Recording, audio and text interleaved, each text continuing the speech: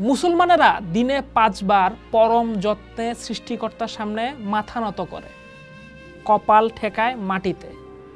এই শারীরিক অবনমনকে আমরা বলি সিজদা। কিন্তু এই আনুষ্ঠানিকতার গভীরে যে রুহানি অর্থ লুকিয়ে আছে তা কি আমরা কখনো ভেবে দেখেছি?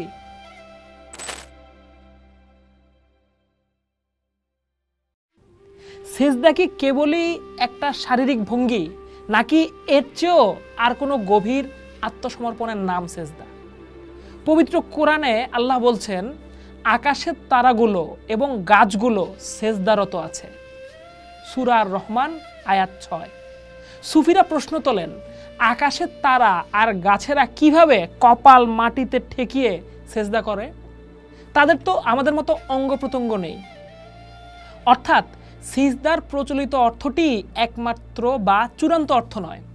সিজদার অর্থ হলো আত্মসমর্পণ করা, নিজেকে সম্পূর্ণরূপে বিলিয়ে দেওয়া, আপন সত্তাকে পরম সত্তার কাছে নির্বাণ করা তথা বিলীন করে দেওয়া, আপন ইচ্ছায় তথা নিজের স্বাধীনতায় না চলাকেই সিজদা করা বলে। আকাশের তারা এবং গাছেরা আল্লাহর বেঁধে দেওয়া অনন্ত বিধান বা প্রকৃতির নিয়ম চুল পরিমাণও লঙ্ঘন করতে পারে না। নিজেদের খেয়াল খুশি মতো চলার কোনো অধিকার তাদের নেই। এই অধিকার না থাকাটাই, এই পরিপূর্ণ অনুগত্যটাই হলো সিজদা। এই দৃষ্টিকোণ থেকে দেখলে আমাদের শারীরিক সিজদাটি হলো সেই মহান আত্মসমর্পণের একটা প্রতীকী রূপ, একটা প্রশিক্ষণ। বাবা জাহাঙ্গীর বলেন, মনটাই সিজদার মুখ্য অংশ, মাথাটা নত করা সিজদার গৌণ অংশ। মন যদি অহংকারে পূর্ণ থাকে আর মাথা মাটিতে লুটায়, তবে তা কেবলই একটি অর্থহীন ব্যায়ামে পরিণত হয়। এই অহংকার বা আমিত্বই যে সিজদার পথে সবচেয়ে বড় বাধা, তার সর্বশ্রেষ্ঠ উদাহরণ হলো ইবলিশের ঘটনা।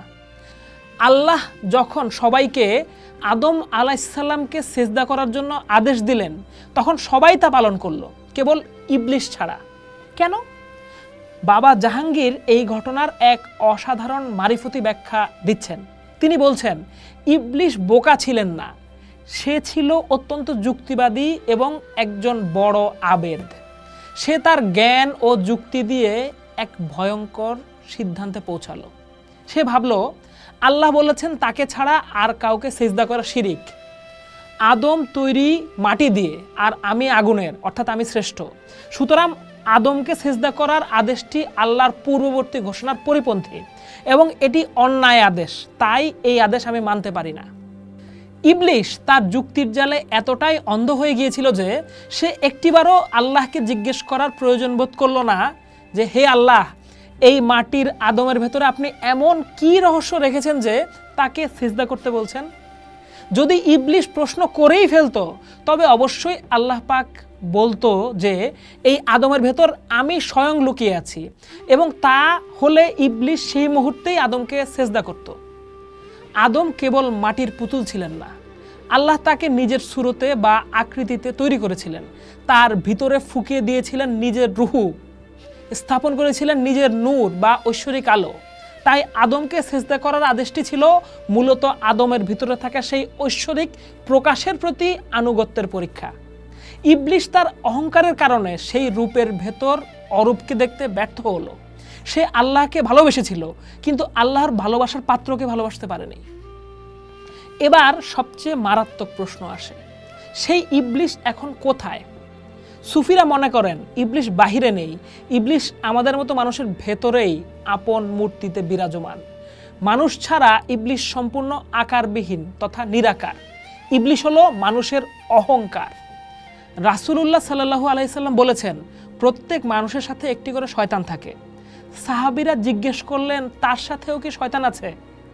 তিনি বললেন, তার সাথেও ছিল, কিন্তু তিনি সেই শয়তানকে মুসলমান বানিয়ে ফেলেছেন। অর্থাৎ তিনি তার নফসকে সম্পূর্ণভাবে আল্লাহর ইচ্ছার কাছে আত্মসমর্পণ করিয়েছেন।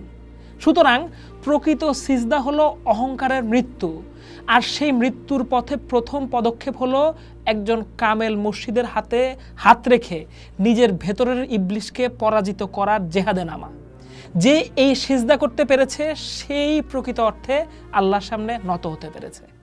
পোস্ট দেখুন, ভাবুন, করুন। থাকুন পোস্টের সাথে।